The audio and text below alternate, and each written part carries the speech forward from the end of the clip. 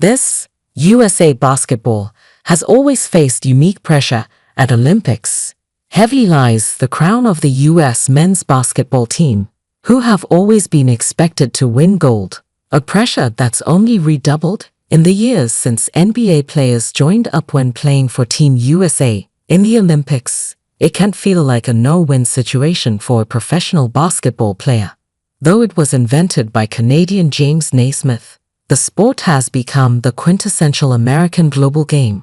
The United States men's team has won the dominant share of gold medals in the competition, taking home the top prize 16 times, silver once in 1972 and bronze twice in 1988 and 2004.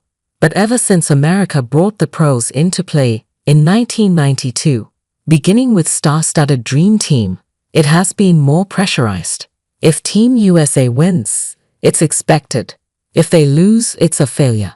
That is the same for the women's side too, though they've been even more dominant than the men through the decades.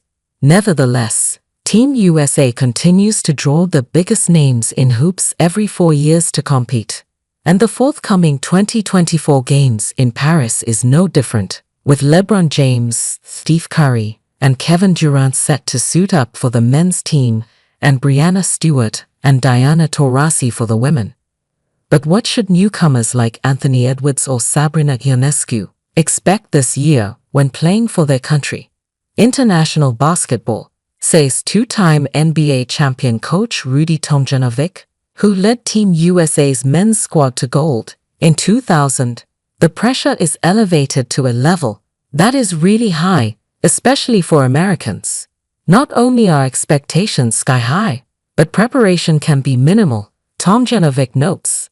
While many other international teams are coalescing throughout the year, NBA and WNBA players are competing against one another in their respective leagues. Their teams usually only come together in a matter of weeks to play in the Olympics. This year's teams set for Paris, for example, have never played together as 12-person units. We had to play basic basketball, Tomjanovich says of his 2000 roster, meaning his team didn't have the time to institute anything complex. We had a few plays, but we wanted to play defense and run. We tried to get our big guys posted up early. If we didn't get the fast break, then here come the big guys into the past and we play basketball off that. For the 2000 Olympics in Sydney, Tomjanovich's team was loaded with the likes of all-stars Alonzo Mourning, Vince Carter, Gary Payton, Ray Allen, Kevin Garnett, Jason Kidd, Antonio Mathias, Tim Hardaway, and more. At one point, though, Mourning left the team during the tournament to go back to the United States for the birth of his child, only to return a few days later. Talk about jet lag, says Tomjanovich, who recently won the NBA's Chuck Daly Lifetime Achievement Award. Talk about strain on the body. The 2000 Games are also known as the time when Vince Carter posterized the 7'2" Frenchman Frédéric Weiss, leaping over him and embarrassing him on a global stage. When he did that phenomenal dunk over the Frenchman. Wow, says Tomjanovich. But 2000 wasn't all highlights for the coach and his team. The American men won their first 6 games handily, but in the semi-finals, they played Lithuania in a contest that was too close for comfort, despite Lithuania missing their legendary player, Arvydas Sabonis, who had retired. After the US went up big in the first half, Lithuania fought back in the second. With a minute left, the score was 80-80. Then with 43 seconds left, Mathias fouled a three-point shooter in the act. But Lithuania could only hit a single free throw. Carter scored next, putting the US up by a point. Then the Americans were awarded 2 more foul shots, but Garnett uncharacteristically missed both. Mathias, however, got the rebound off the second and put it back in for the game's winning bucket. In the next round, the CS defeated France for gold. Antonio Mathias was the guy who put the ball in the basket, Tomjanovich says. When I went out to congratulate him, he was still hyperventilating because he was the guy who fouled the three-point shooter and he didn't want to be the GOAT. The NBA players had never lost at that time, and nobody wanted to be on the team that lost for the first time. Tomjanovich says the prospect of being the first team of male pros to lose in the Olympics was never discussed outright, but everyone could feel that tension, that pressure. The world had already gotten so much better since 1992. If you didn't respect the other teams, the coach says, they would hurt you. After the 2000 games, Tomjanovich remembers writing a scouting report and telling Olympic officials like Jerry Colangelo that future squads needed to be assembled cohesively, with rebounders, shooters, defenders, not just as a collection of stars. Sadly, for the US men, the following Olympics in 2004, the team lost and Argentina won the gold medal. A lot of these teams spend more time together than we do, Tomjanovich says. It's starting to become obvious that international players are more skilled. They might not be as athletic, but they are more skilled all around than American players. If you make a mistake or take somebody lightly, they'll burn you. Tim Hardaway, a 5-time NBA All-Star who was on Tomjanovich's 2000 roster, remembers how pressure-packed the whole thing was. The year before, the US squad had to qualify for the Olympics, and at the time Tomjanovich wasn't with the team, as he was dealing with personal issues. So not only did Team USA have to gel quickly, they had to do so with multiple coaches. When we were in Puerto Rico qualifying, Hardaway tells The Guardian, he wasn't our coach, it was Larry Brown.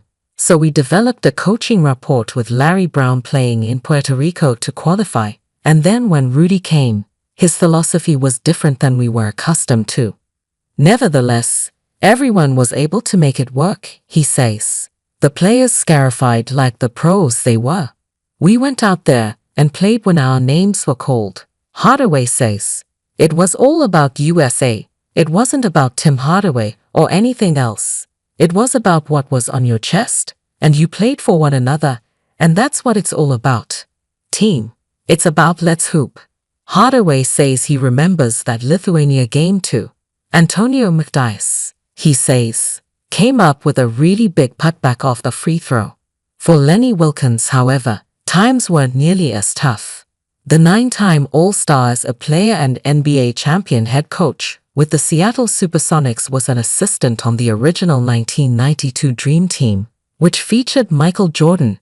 That squad, which many call the best team ever assembled, was arranged in the wake of the all-collegiate 1988 Olympic men's team that failed to win gold in Seoul. In 1996, Wilkens was also the head coach for Team USA, which brought back gold. It was a great experience, the 86-year-old Wilkens tells The Guardian. In 1992, the world really saw what professional basketball was like. Wilkens says he knew a lot of the guys on the Dream Team from the pros and coaching them in all-star games, but the players bonded abroad in 1992 at the games in Barcelona. They were all respectful and they got to know one another a little better, he says.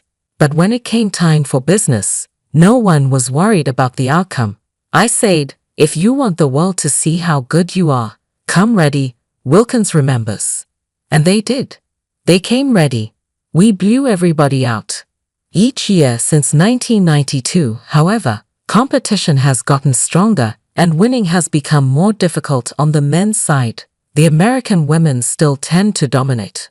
Even in the NBA, the past 6 MVP trophies have been given to players born outside the United States. This season, the top 3 vote-getters were all foreign-born. The last American NBA MVP award winner was James Harden in 2018. Not only that, but the league's most exciting young player, Victor Wembanyama, was born abroad in France. With major competition on the men's side coming this year in the Paris Olympics from Wemby, Nikola Jokic, Luka Doncic, and others, Team USA's men's team has to be at their best if they hope to win it all again in 2024. There's stress. Hardaway says, all eyes are on you. You got to go out there and perform. Go out there and win. Every mistake gets compounded. gets bigger and bigger. Everything is under a magnifying glass.